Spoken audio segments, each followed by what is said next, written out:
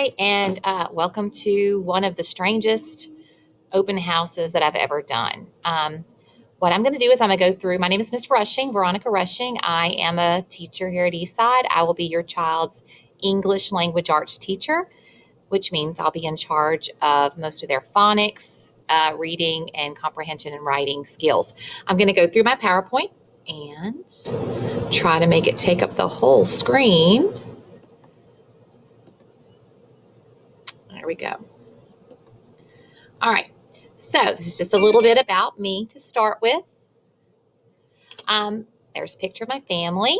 I am married to a wonderful man. We live in Watson, and we have two great, now grown-up girls.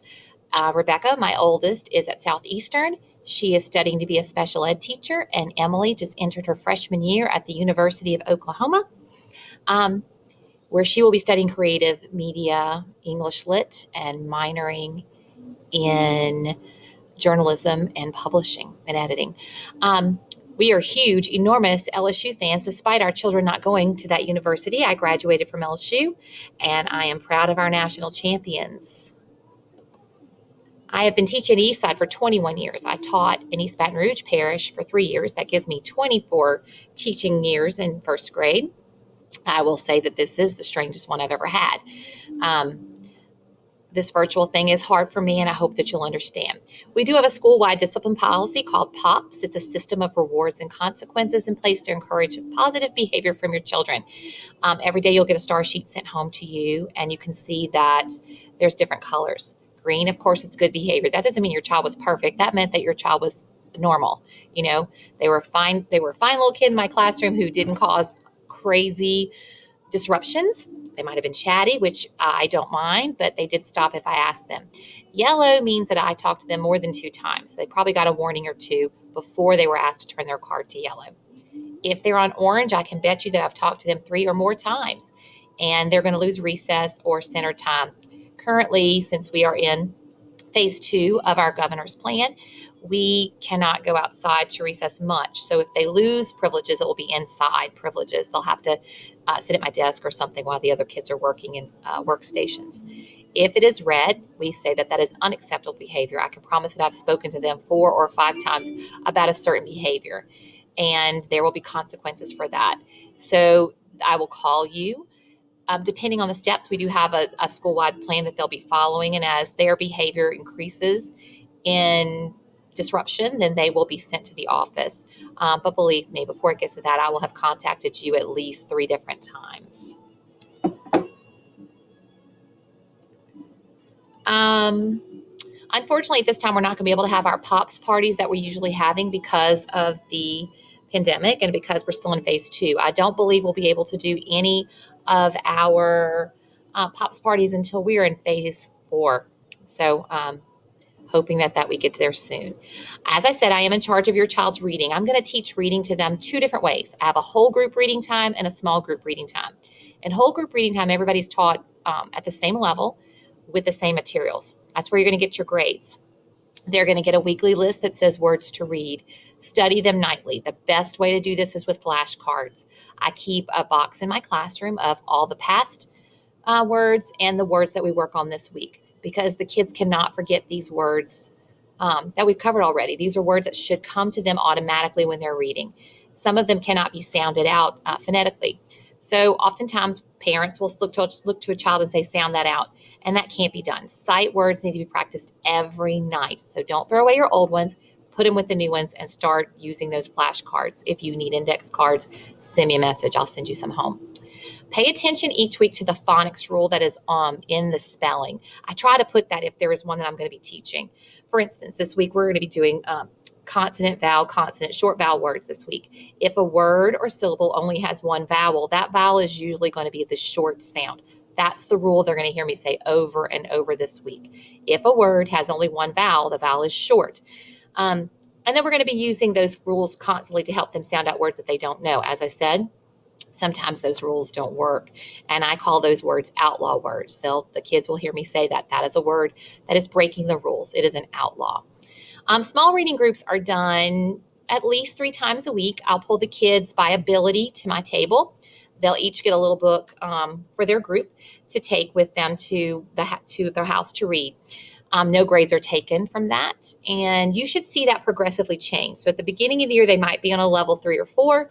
By the end of the year, I want them to be a 16 or an 18 reading fluently. When you get those books home, the best thing that you can do is to, when a child is reading, let them read and make sure they're pointing to the words. Yes, they're repetitious. Yes, they have patterns, but we want to get them away from that. If they're pointing to the words, we think that they will start to know those words when they see them. They will become a sight word. If you notice yourself reading, you will see that you don't read things by sound. You read by sight. You know the word automatically. That's what we want our kids to do.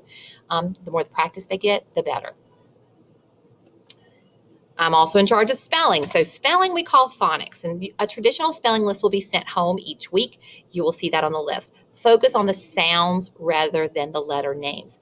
So I don't want to hear a child spell the word cat, C-A-T. I would much rather hear them say it as k-a-t. Tell me the sounds and then write them. When they correspond the sound to the letter shape, that helps them with writing and that helps them with reading. Phonics is very important. So the spelling test will also include a phonics portion of the test. So there may be given, there'll be 7 words at the top, and those will be words that you may have practiced with them during the week. But then there'll also be a phonics portion. And in the phonics portion, I'm going to probably say a word that rhymes with one of the words on the spelling test because they should be able to phonetically spell the word just because of the phonics skill that we've worked on all week. So if they can spell cat, they should be able to spell bat or fat or rat or even that. Focus on the phonics sound. If you practice some rhyming words with them at home, that might help. I'm also going to work on language with them. So every day we'll do daily oral language. I will teach grammar rules and I will assess them every week. Currently, we're working on what is a good sentence. It should start with a capital letter. It should end with a period. So they're just going to identify if a sentence is good or not. They're also the sentence should also make sense. So they shouldn't see a sentence with just a word like fist or first. We should see something, a complete thought. So I'm going to teach them a sentence is a complete thought that starts with a capital letter and ends with some type of punctuation.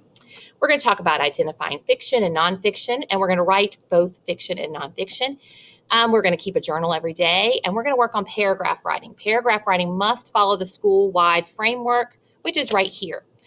We call this Hooked on Writing, and each one of the little symbols means something to your kid. So if your child was given what is the best pet to own, they would bait the hook. That's the first sentence. Bait the hook is where they talk about the subject. So if our prompt is what is the best pet to own, the subject is pet. So the first sentence should tell the reader what a pet is. I always tell the kids, if a space alien came down from outer space and stood in front of you and said, what is a pet? What would you say? So a pet is something that you love and you care and love. You take care of and love. The next sentence addressed the prompt more directly. We say this is when they turn the question around. They answer the question. What is the best pet to own? The best pet is a turtle. Where the worms are, that's our details, and it tells me why it supports. Those are the details that support the topic sentence, which is the second one. Turtles are very quiet. They live a long time.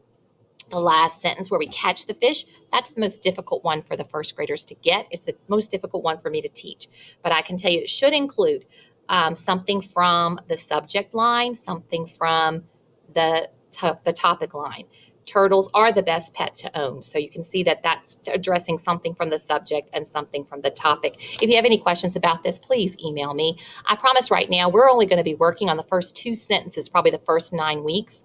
The detail sentences are usually the easiest ones for them to add, and the last sentence is more difficult. There is an example of this on my OnCourse website that is connected to the Eastside website. Grades are given in English language arts. When you look at your report card, you're only going to see 1 grade for Miss Rushing, and that is going to include reading, spelling, phonics, English grammar, and writing. It's going to be divided up. So reading will be 60%. The heaviest portion will be comprehension, reading fluency, sight word recognition, and then English phonics and writing, just the can't think of the word, just the real rules of it. That's going to be 40%. As you can see, ELA comes from Miss Rushing, and all other grades will come from Miss Davis. ELA is weighted heavily, and if your child has an F in ELA, um, and do not have the quality points to pass, it can be the only one to hold them back. There's our grading scale. It's typical. You must have 4 points to pass first grade, which means you can pass first grade in ELA with a D, D, D, D, which is because each is 1 point. This is an example of our sight word test that you're going to see every week from the kids. The words that are underlined are words that I'm going to count for a grade. The other words I'm not going to count for a grade, and I might help them when they get to them. If you're one of my virtual kids, you'll see this every week. It'll pop up on Friday, and you're just going to make a video of yourself reading that page to me. At the bottom, those are phonics words that they should be able to sound out, and they're also words that they may have had in the past. So remember, don't throw those old sight words away. Unfortunately, we don't have a lot of fun things happening first grade. So those Christmas parties and things that you see down there, we're not going to be able to do those until, again, we get to phase 4. If your child is bringing money to school, the best thing you can do is if you pay online, that helps me out a great deal. I'll be honest with you. Usually first grade is a great time for them to bring money to buy extras at lunch and to buy snack items, but those things are not being offered right now. We do change classes every day right before lunch. They will go to if your child has me in the morning, they will go to Miss Davis's in the morning, right before lunch. If they have Miss Davis in the morning, they come to me at lunchtime. Tests are given all day on Friday. We're not finished testing until 2, sometimes 2:30. So please be aware of that when you're scheduling your appointments or just escaping for the weekend.